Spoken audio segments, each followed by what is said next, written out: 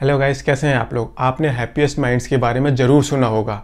इस कंपनी का IPO 166 rupees के प्राइस पर आया था and with in few months इस कंपनी का शेयर प्राइस 1580 रुपीज़ को टच कर गया था। एंड अगर हम रिसेंट में इस कंपनी का शेयर प्राइस देखें तो वो अप्रोक्सीमेटली 1300 रुपीज़ के प्राइस लेवल पर ट्रेड कर रहा है। That means with in few months इस कंपनी ने अपने इन्वेस्टर्स को 8 से 10 गुना का रिटर्न दिया है। अब ऐसी ही एक और कंपनी का आईपीओ आ रहा है in the form of latent View Analytics limited. इस वीडियो में हम जानेंगे इस कंपनी के बारे में, कंपनी का आईपीओ स्ट्रक्चर जानेंगे, कंपनी के फाइनेंशियल्स देखेंगे एंड लास्ट में जानेंगे क्या आपको इस आईपीओ को सब्सक्राइब करना चाहिए या नहीं। मैं हूं शेयर प्रदीप राजपूत एंड शुरू करते हैं आज का वीडियो। सबसे पहले जानते हैं इस कंपनी के बारे में। लेटेंट व्यू एनालिटिक्स लिमिटेड ये कंपनी 2006 में इनकॉर्पोरेट हुई थी। ये कंपनी डिफरेंट कैटेगरीज में एनालिटिक्स सर्विस प्रोवाइड करती है, like data analytics consulting, business analytics insight, advance predictive analytics and data engineering and other digital services related to data. इस company के क्लाइंट्स आते हैं डिफरेंट इंडस्ट्रीज से, like technology, BFSI, CPG, retail, industrial and other industries से। And जो Fortune 500 companies है उनमें से 30 कंपनीज इनके क्लाइंट हैं।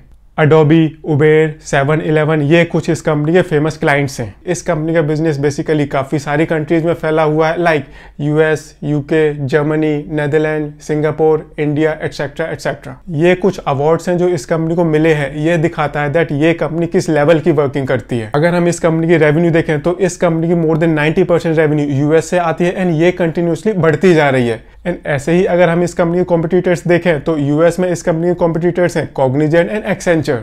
इस कंपनी के कुछ अनलिस्टेड कॉम्पिटिटर्स भी हैं, like Mu Sigma and Fractal Analytical.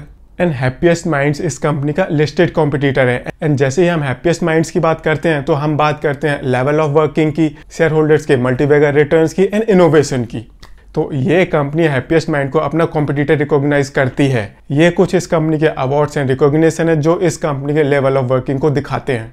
And अगर हम बात करें इन्वेस्टर्स के रिटर्न की तो ये कंपनी अपने इन्वेस्टर्स को किस तरह का रिटर्न देगी वो हमें फ्यूचर में ही पता चलेगा। अगर हम इस कंपनी को लिस्टेड कॉम्पिटिटर से कंपेयर करें तो रेवेन्यू वाइज ये कंपनी काफ़ी छोटी कंपनी है, बिकॉज हैप्पीएस्ट माइंड्स की रेवेन्यू इस कंपनी से डबल से भी ज़्यादा है। बट अगर हम पीई वैल्यूएशन की बात करें तो ये कंपनी अपना आईपीओ 39 के पीई पर लेकर आ रही है एंड करंटली हैप्पीएस्ट माइंड 111 के पीई पर ट्रेड कर रहा है। दैट मीन्स अपने कंपटीशन में ये कंपनी काफ़ी चीप वैल्यूएशन पर अपना आईपीओ लेकर आ रही है। ऐसे ही अगर हम बात करें मार्केट कैपिटलाइजेशन की तो इस कंपनी की आफ्टर आईपीओ अप्रोक्सीमेटली 2000 करोड़ की मार्केट कैपिटलाइजेशन होने वाली है। एंड अगर हम हैप्पीएस्ट माइंड की मार्केट कैपिटलाइजेशन की बात करें तो हैप्पीएस्ट माइंड की रेवेन्यू तो डबल से थोड़ी सी ज़्यादा है, बट उस कंपनी की मार्केट कैपिटलाइजेशन है 18,900 करोड़ रुपीज़ की। ये दिखाता है दैट इस कंपनी में कितना ग्रोथ पोटेंशियल बाकी है। इस कंपनी की data analytics capability, R&D facility, promoter background, इस कंपनी के क्लाइंट्स, ये इस कंपनी की कुछ स्ट्रेंथ्स हैं। अब इस कंपनी को ग्रो करना है तो उसके लिए इस कंपनी को पैसे चाहिए एंड पैसे इकट्ठे करने के लिए ये कंपनी अपना आईपीओ लेकर आ रही है।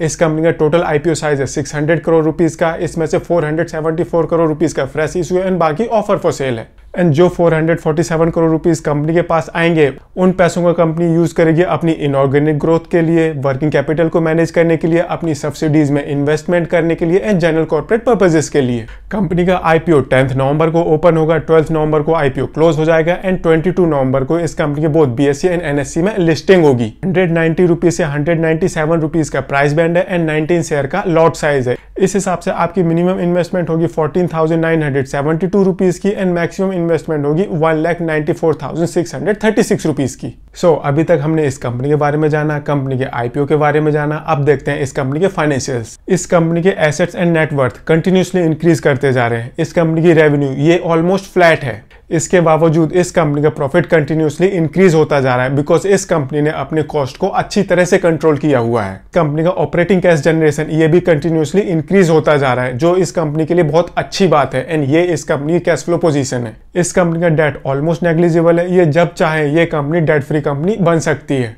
अगर हम बात करें return on equity, return on capital employed तो ये इस कंपनी का कंटिन्यूसली 20% से ऊपर है। इस कंपनी के फाइनेंशियल्स में दो कंसर्निंग फैक्टर्स हैं। पहला है इस कंपनी की मोर देन 90% रेवेन्यू यूएस से आती है एंड ये प्रोपोर्शन कंटिन्यूसली बढ़ता जा रहा है। एंड दूसरा फैक्टर है इस कंपनी की 60% रेवेन्यू टॉप 5 क्लाइंट से आती है। ये कुछ कंसर्निंग फैक्टर्स है इस कंपनी के फाइनेंशियल्स वाइज, बिकॉज अगर फ्यूचर में इंडिया यूएस में कुछ नेगेटिव डेवलपमेंट्स होती है तो इस कंपनी की रेवेन्यू काफी हद तक इम्पैक्ट हो सकती है। ये इस कंपनी का एक फाइनेंशियल ओवरव्यू था जो अपने आप में काफी अच्छी पोजीशन रिफ्लेक्ट करता है in spite of the fact that इस कंपनी की रेवेन्यू ऑलमोस्ट फ्लैट है एंड इस कंपनी की मैक्सिमम रेवेन्यू यूएस से आती है, तो वी कैन अज्यूम कि इस कंपनी की प्रॉफिटेबिलिटी काफी अच्छी होगी एंड इस कंपनी के प्रॉफिट मार्जिन कंटिन्यूसली 20% से अबव है एंड ये कंटिन्यूसली इंक्रीज भी होते जा रहे हैं। नाउ क्वेश्चन आता है, क्या आपको इस कंपनी में इन्वेस्ट करना चाहिए या नहीं? सी, अगर इस तरह की किसी भी कंपनी का आईपीओ आता है तो आपको उस आईपीओ को मिस तो बिल्कुल भी नहीं करना चाहिए, but still before subscribing to any IPO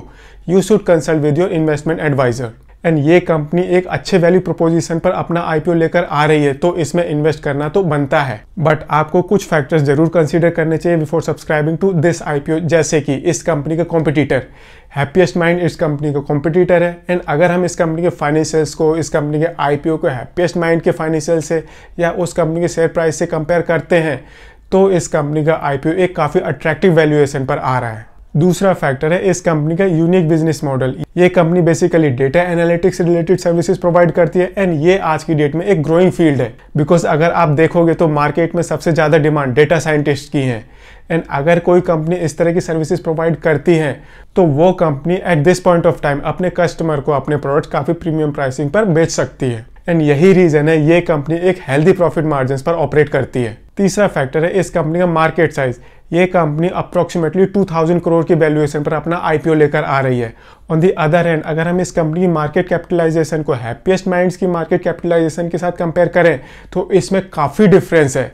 that means इस कंपनी में इन्वेस्टर्स के लिए काफ़ी हाई ग्रोथ पोटेंशियल अवेलेबल है। सो ये कुछ फैक्टर्स थे जो आपको जरूर कंसीडर करने चाहिए before subscribing to this IPO. अगर आपको ये वीडियो पसंद आए तो इसे लाइक शेयर जरूर करें एंड चैनल को सब्सक्राइब करें। Thank you.